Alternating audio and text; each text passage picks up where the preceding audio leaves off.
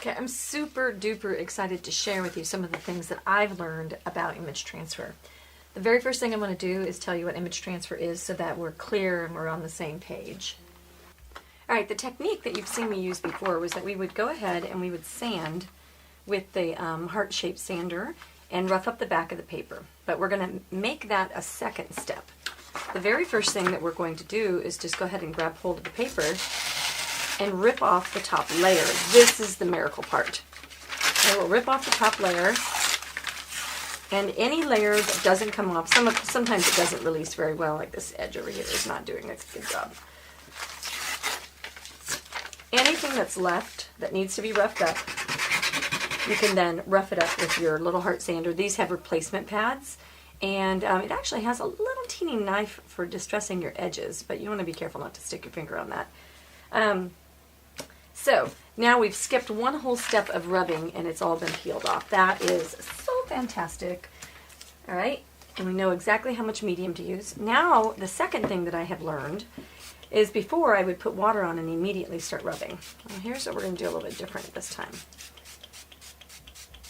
And make sure you never get any medium on top of your on the top of your paper, because then it will be decoupaged on and you don't want that.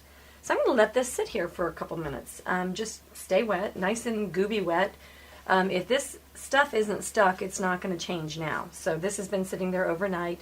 It's very dry, very cured, and I'll let it sit, and then that makes the paper a snap to get off. All right, now we're going to take our paper towel and we're going to rub. And then the paper comes off in pretty big pills. And that's the under layer. I don't know if you recall from before, but the upper layer would be the one that came off in the bigger pills. I think this is the difference in having a longer soak time. Okay, just take those off. The blue paper towels don't disintegrate when you're doing this, so they make a really nice rubbing cloth. Okay, now I have a lovely ridge of glue. Now this is to be avoided, okay?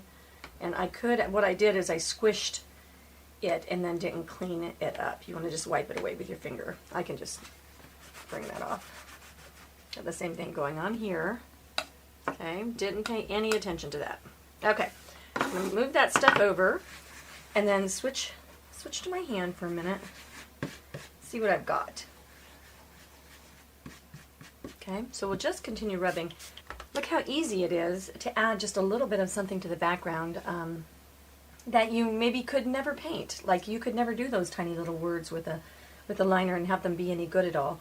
Or all of these lines and all these music notes.